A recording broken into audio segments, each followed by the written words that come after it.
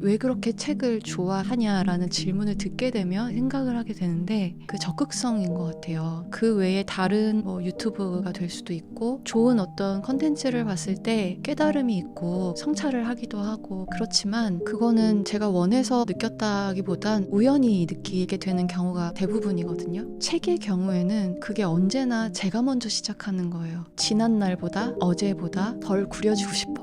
더 나은 사람이 되고 싶어 라고 하는 소망이 제가 먼저 시작한다. 계속해서 지금처럼 책을 좋아하는 사람으로 남는다면 어쨌든 그동안은 내 쪽에서 먼저 성찰하고 싶어 하고 더 만회하고 싶어 하는 사람으로 남는다는 뜻이기도 하니까요.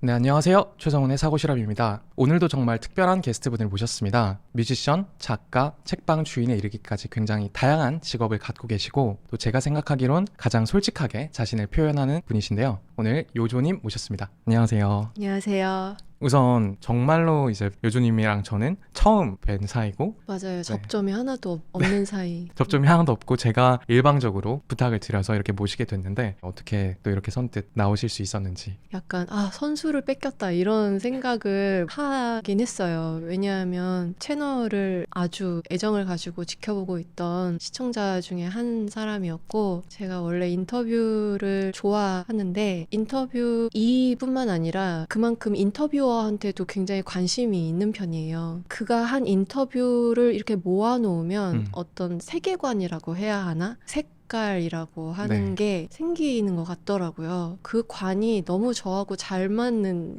거죠. 그래서 정말 언젠가 내가 할 수 있다면 저 사람을 인터뷰하고 싶다라는 생각을 해본 적이 있어요. 근데 인터뷰를 제안을 먼저 해주셔서 선수를 뺏겼다 이 생각을 했고 오늘을 기다리는 내내 두근두근하고 그랬습니다. 감사합니다. 이제 아까는 제가 요조님 소개 드릴 때 직업을 중심으로 말씀을 드렸었는데 스스로 소개를 하자면 또 어떻게 하고 싶은 말씀이 좀 있으실까요? 거의 비슷하게 소개하는 것 같아요. 뮤지션이자 작가이고 작은 책방을 운영하고 있다라고 얘기하는데 네. 재미있는 점은 그 순서를 굉장히 지킨다는 점이에요. 뮤지션이고요, 작가고요, 책방 주인입니다. 이렇게. 근데 내가 왜 이렇게 순서를 꼬박꼬박 지키고 있을까 생각하면 그냥 제 내부에서 세워둔 정체성의 우선순위 같은 것인가 봐요. 나는 설사 아무리 음반을 안 내고 있어도 계속 책만 내고 책방만 운영하고 있어도 어쨌든 나의 제1 정체성은 음악가라고 생각하고 있구나. 그거를 느낀 지가 얼마 안 됐어요. 저는 그게 데뷔하신 순서라 해야 되나? 그렇게 생각을 했었는데 그게 시작한 순서이기도 하지만 스스로 중요하게 생각하는 어떤 정체성의 순서이기도 한 거군요. 그런데 오늘 사실은 제가 모시고 싶다라고 했을 때 책방 부사가 이제 10주년을 맞이하게 되었고 2015년에 처음 서울에서 시작을 하셔서 제주에서 7년을 운영을 하시고 잠깐 이제 멈췄다가 다시 3월에 서울에 오픈하신다고 들었습니다. 네. 그래서 일단 먼저 1부에서는 저는 그 책방과 읽는 사람으로서의 요조님에 대해서 얘기를 여쭤보고 싶다라고 생각을 했고 이 영상을 통해서 뭐 책방을 하신다는 소식을 처음 아시는 분들도 계실 수 있고 하니까 수차례 답하셨을 질문들도 하게 될 거라는 점 미리 양해를 구하고 싶고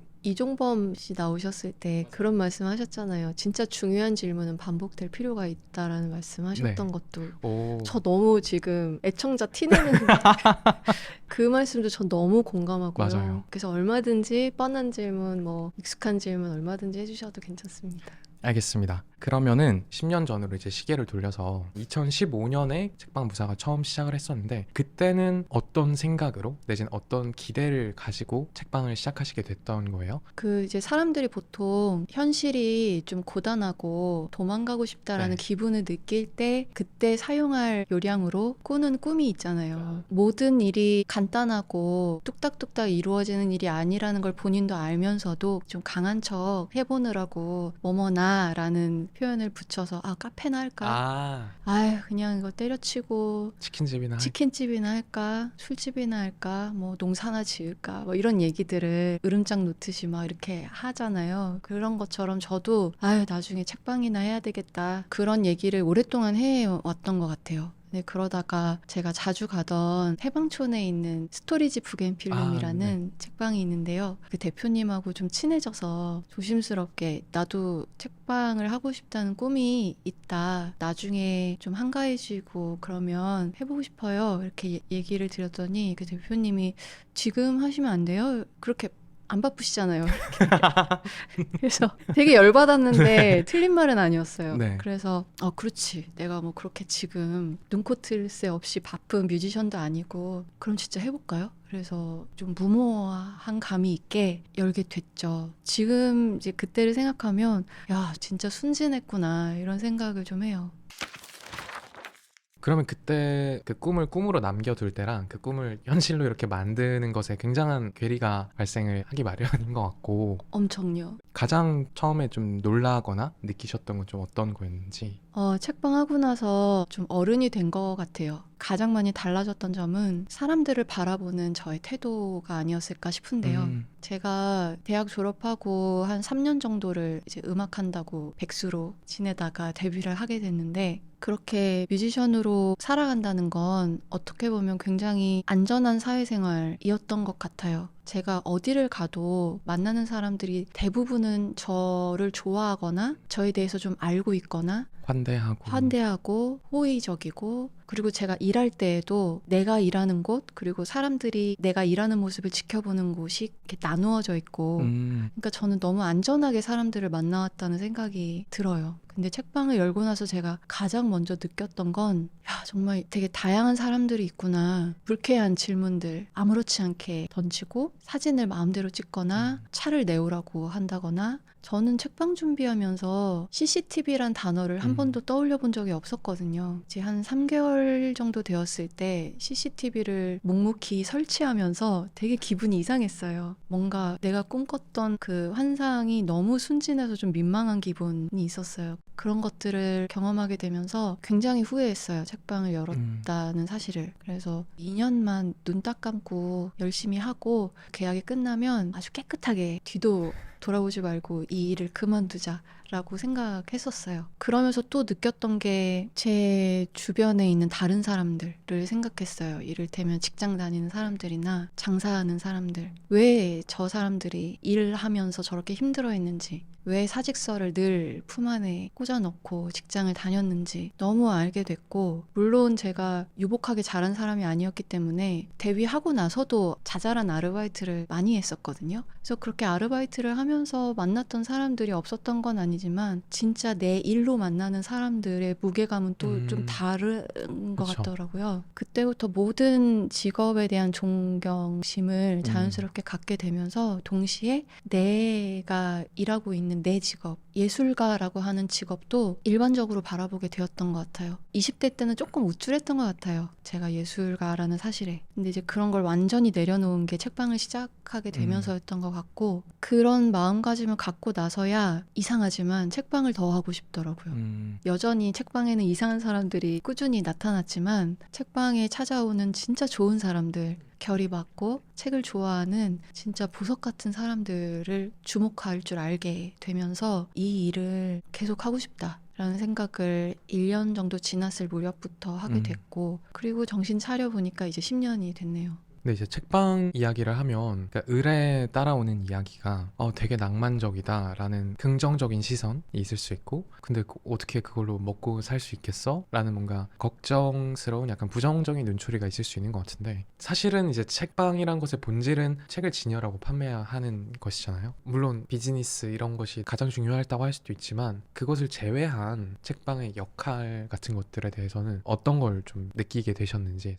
제가 책방을 하면서 자주 느꼈던 기분은 사람을 혼자 만들어주기도 하고 함께 있다고 만들어주기도 하는 그 두 가지의 역할을 책방이 다 해주고 있는 것 같다라는 생각을 하게 됐어요. 이를테면 마음에 드는 책을 고르게 되는 순간에는 혼자 있을 수밖에 없겠죠. 왜냐면 혼자 있어야 읽을 수 있을 테니까. 그 고독의 즐거움이라는 거를 온전히 느낄 수 있게 선사해주고 또 그것을 읽은 사람들이 모여서 내가 그 책을 어떻게 읽었는지 그리고 너는 뭘 읽었는지 이야기하게 하고 모이게 하고 너는 혼자가 아니야 라는 느낌을 느끼게 해주는 그런 두 가지의 역할을 굉장히 착실하게 수행해주고 있는 공간이 아닌가라는 생각을 자연스럽게 하게 됐고 저뿐만 아니라 이제 작은 책방 운영하시는 네. 대표님들은 다 그런 생각을 가장 최우선에 두고 그 일을 하셨을 거예요. 근데 너무 아이러니한 게 뭐냐면 책방을 하는 사람들은 뭐 돈도 버는 게 중요하지만 돈보다 더 중요한 무언가 다른 꽁꽁이들이 좀 있는 분들이 책방을 하시고 저도 그랬는데 돈이 중요하지 않은 공간이 되기 위해서 필요한 게 돈인 거예요. 나는 돈 때문에 이 일을 한 거 아닌데 돈 때문에 이 일을 하는 게 아니라는 걸 증명하기 위한 돈이 필요하니까 네.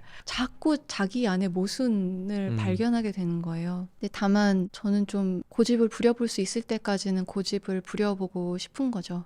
제가 언제까지 책방을 할 수 있을지 모르겠어요. 언젠가 그만해야 될 것 같아요. 돈이 안 되니까. 근데 그 돈도 안 되는 일을 왜 합니까? 라고 이해하지 못해 할 때 해보고 싶은 마음이 있어서요. 라고 고집을 좀 부려가면서 버틸 수 있을 때까지는 해보고 싶고 아마 다른 주인장 분들도 저랑 크게 다르지 않은 마음이지 않을까라는 생각이 들어요. 저도 작은 책방에서 일을 해본 적 있는 사람으로서 그러니까 제가 군대를 제대하고 제주도의 소심한 책방이라는 종달리라는 곳에 있는 책방에서 2달 동안 일을 했었는데 너무 좋은 책방이죠. 네, 정말 좋으신 사장님들 그분들이 받아주셔서 저는 책방에서 밤에는 자고 아침에 문 열고 그런 생활을 했었는데 근데 이제 그때 저도 책방의 생리라고 해야 되나 그런 돌아가는 것들에 대해서 약하게 인지를 하고 아 책방에서 일할 때는 책을 못 읽는구나 이런 걸 알게 되고 정말 서글픈 진실. 네. 아 생각보다 택배가 자주 오는구나. 저도 책방에서 일할 때는 책을 못 읽었던 것 같아요. 그냥 가볍게 읽을 수 있는 글들, 잡지나 만화책이나 엄청 가독성 좋은 쉬운 책들 있잖아요. 그쵸. 그런 것도 겨우 읽었던 것 같고 퇴근하고 다른 카페 가서 그제서야 책을 읽을 수 있었고 근데 그 책방에 오시는 분들께서 자주 하시는 질문 중에 하나가 여기 있는 책들 다 읽으신 책인가요? 라는 질문을 많이 하시더라고요. 근데 그럴 수는 없죠. 시간적으로 불가능한. 네, 시간적으로 불가능하기도 하고 하루에 나오는 책이 너무나 많기 맞아요. 때문에 작은 공간인데도 그 안에서 정말 무서운 속도로 책이 들어가고 빠지고 하면서 이렇게 물갈이가 되다 보니까 정말 내가 온전하게 읽은 책으로 서가를 채우는 일은 정말 불가능하고 그래서 조금은 스트레스가 약간 있었거든요. 내가 이 책들을 조금 파악하고 있어야 되는 거 아닌가라는 강박이 좀 있었던 것 같은데 읽지 않은 책에 대해서 말하는 법이라는 책 혹시 읽어보셨나요? 제목 들어본 것 같아요.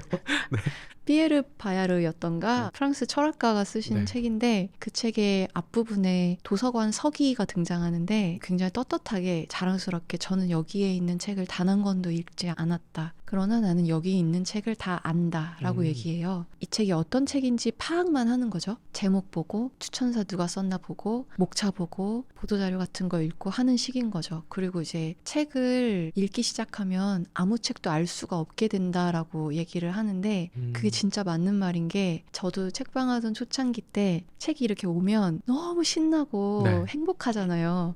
이것도 읽고 싶었고 저것도 읽고 싶었고 그러다가 이제 어떤 책을 한 권 꼽아서 읽기 시작하면 나머지 책들은 제가 거들떠도 못 보는 거예요. 사실 이 한 권을 읽느라고.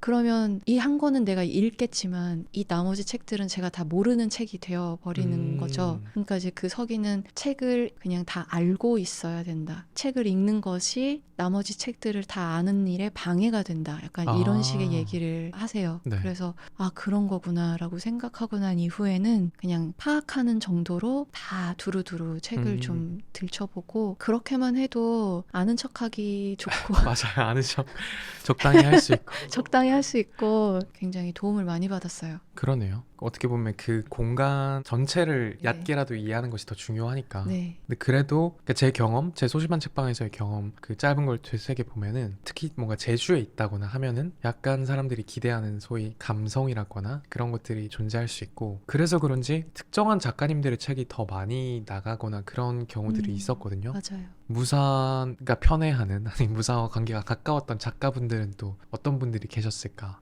근데 사실 저는 좀 그거를 경계하려고 음, 한 게 있었어요. 왜냐하면 제가 편애하고 제가 좋아하는 작가분들은 객관적으로도 유명하고 아, 네. 객관적으로도 너무 많은 사랑을 받는 작가님들이셨어요. 그래서 이거는 그냥 저만의 지론이지만 대형 서점의 역할이 있듯이 네. 작은 서점의 역할이라는 것도 있다고 생각하거든요. 이제 대형 서점의 역할은 내가 찾는 책이 무조건 있는 게 대형 서점의 역할이라고 생각하고, 동네 책방의 역할은 내가 찾지 않았던 책이 있는 게 작은 책방의 역할이라는 생각을 하고 있어요. 네. 그래서 일부러 약간은 조금 이렇게 익히 보지 못했던 책들이나 좀 뚱딴지 같은 책이거나 그치만 왠지 재밌게 읽을 것 같다라는 저만의 느낌이 드는 책들을 매칭시켜 드리려고 되게 노력을 많이 하고, 그리고 또 제 입장에서는 이게 책을 위한 일이기도 해서, 그러니까 사람한테 책을 소개시켜 주는 것도 그렇지만 책한테 사람을 소개시켜 주는 일인 것 같기도 한 것 같아서, 이 책이 좋은 사람들을 많이 못 만난 것 같다라는 생각이 드는 책이 있는 경우에는 더 조금 적극적으로 소개해 주려고 하는 그런 경향이 좀 있었던 것 같아요.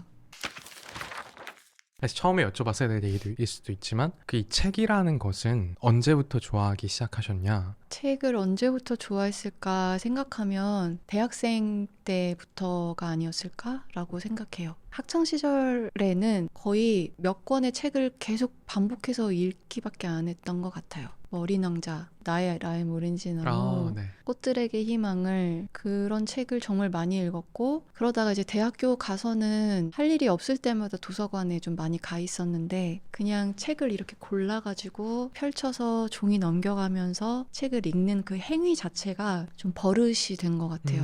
좀 어떤 방식으로 책을 좀 고르곤 하셨는지. 크게 유별나고 특별한 방법이 있었던 건 아니고요. 일단 좋아하는 작가가 있었고 그 작가의 책을 읽다가 그 책 속에 등장하는 또 다른 책, 네. 그런 것들을 따라서 꼬리읽기처럼 읽어가기 시작했고, 또 그 좋아하는 작가의 인터뷰를 보다가 그 인터뷰 속에서 또 언급한 다른 책이 있으면 또 그 책을 따라 읽기도 했고, 그냥 그런 식으로 읽기 시작했는데요. 지금은 제가 가지고 있는 저에게 자연스럽게 형성된 그 기준을 일부러 좀 뭉개려고 노력하고 있어요. 책방을 하다 보니까 제 기준 안에서만 제가 너무 왔다 갔다 하는 것 같다는 생각이 들고, 저 스스로도 좀 답답증 같은 게 느껴지기도 해서 일부러 그 기준을 무시할 때도 있고요. 정말 내 스타일이 아닌 표지도 눈 딱 감고 이렇게 고르기도 하고요. 그것도 어떻게 보면 하나의 모험이잖아요. 제가 모험을 즐기는 타입은 아니지만 유일하게 책 고르는 일에 있어서는 운명도 믿고 모험도 즐기거든요. 네.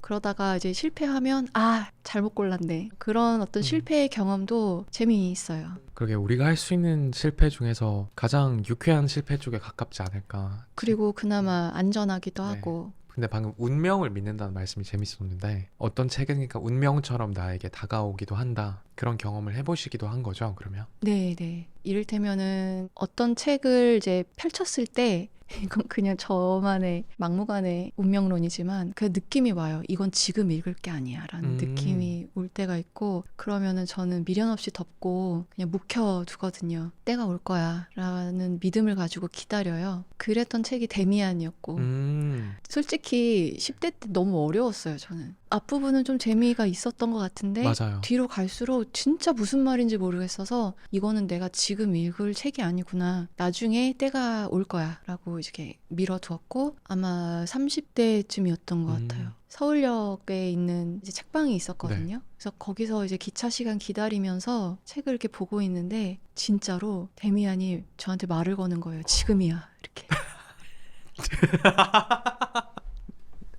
지금이야.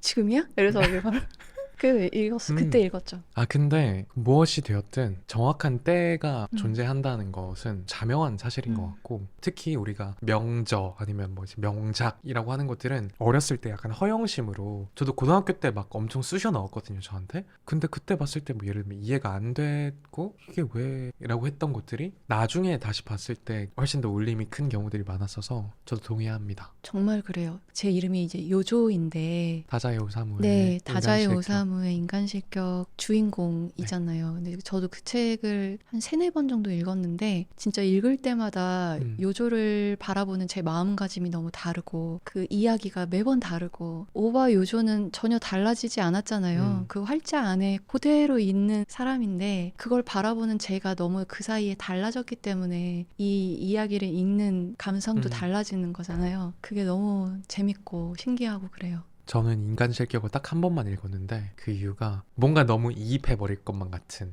이거 좀 위험하다, 이거 더 읽으면 물들어 버릴 것 같다, 이런 생각을 좀 해서 의식적으로 안 읽었던 것 같기도 해요. 저도 처음에 읽었을 때 요조라는 이름마다 동글뱅이 치면서 읽었어요. 아 진짜요? 네, 이거는 정말 나랑 너무 비슷한 사람이 나타났다 라는 생각을 하면서 인간을 무서워하고 두려워하면서도 그걸 극복하려고 막 일부러 우스꽝스럽게 자기 자신을 기만하면서 살아가는 불쌍한 인물을 보면서 너무 감정이입을 많이 했던 것 같고, 근데 이게 거듭 읽으면 읽을수록 그 오오바 요조가 너무 한심한 거예요. 네. 아우 진짜 이 녀석 진짜 계속 이렇게 살 거야 진짜? 이러면서 그러니까 제가 늙어가는 거죠. 나랑 똑같은 영혼이야 라고 생각했던 요조는 그대로 있는데 저만 계속 늙어가는 거예요. 자꾸 이제 어른의 시선에서 그를 바라보게 되고 으이구 이 한심아 언제까지 그러고 살 거냐 이러면서 어떻게 보면 사실 자신이 굉장히 그런 강렬한 애착이나 동일시했던 그런 캐릭터 내지는 인물들과도 시간이 지나면 그게 옅어지고 측은해질 수도 있고, 약간 그렇게 되는 게 또 사람이 달라지고 변화했다는 증거 중에 하나겠다라는 생각도 드네요. 작년부터 시작하신 한겨레에서 요요무 요조의 요즘 무사한가요라는 칼럼, 그 첫 칼럼을 저도 이제 인상 깊게 읽었는데, 내가 책을 왜 좋아하는가를 생각해 보았더니 내가 평소에 그렇게 훌륭한 사람이 아니더라도 적어도 책을 고르고 읽을 때만큼은 내가 먼저 성찰이나 반성 같은 것들을 시작할 수 있다는 점에서 좋아한다라고 적어주셨던 게 기억에 남았고, 그렇다면 책이 성찰과 반성의 어떤 매개가 될 수 있구나, 처음 또 인지하셨던 그 책은 뭐였는지 궁금하더라고요.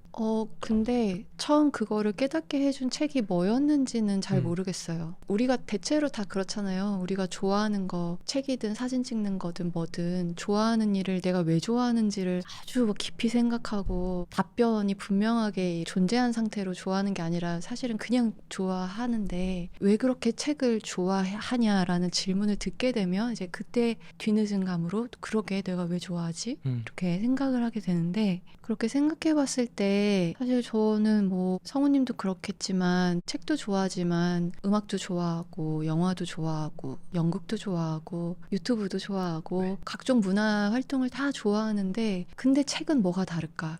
여타 다른 것들과 생각해 봤을 때 그 적극성인 것 같아요. 그러니까 그 외에 다른 장르들, 유튜브가 될 수도 있고 좋은 어떤 컨텐츠를 봤을 때 깨달음이 있고 감동이 있고 성찰을 하기도 하고, 그렇지만 그거는 제가 원해서 느꼈다기보단 우연히 느끼게 되는 경우가 대부분이거든요. 이거 재밌을 것 같은데 볼까? 하고 봤다가 깨달음이 왔어.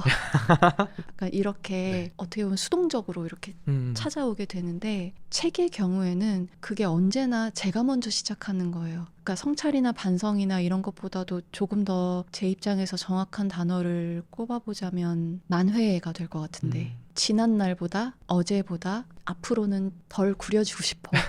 더 나은 사람이 되고 싶어 라고 하는 소망이 제가 먼저 시작한다 라는 그 부분이 다르더라고요. 그리고 그게 너무 다행스럽게 여겨지고, 왜냐하면 제가 앞으로 언제까지가 될지 모르겠지만 계속해서 지금처럼 책을 좋아하는 사람으로 남는다면 어쨌든 그동안은 내 쪽에서 먼저 성찰하고 싶어하고 내 쪽에서 더 만회하고 싶어하는 사람으로 남는다는 뜻이기도 하니까요. 나는 너무 부끄러운 것도 많고 잘못한 것도 많고 미숙하고 미흡한 게 많은 인간인데, 이렇게 내 쪽에서 먼저 먼저 계속해서 더 만회하고 싶어하는 마음이 책을 통해서 들게 된다면 그건 너무 다행스러운 일이니까 그렇게 생각하면 책을 좋아하는 어떤 나의 상태가 굉장히 다행스럽고 눈의 건강을 더 수호하고 싶어지고 요즘 자꾸 노안이 와가지고 되게 신경이 쓰여요. 그래서 눈 영양제도 찾아보고 안경도 다시 맞추고 오랫동안 읽는 사람으로 남고 싶어서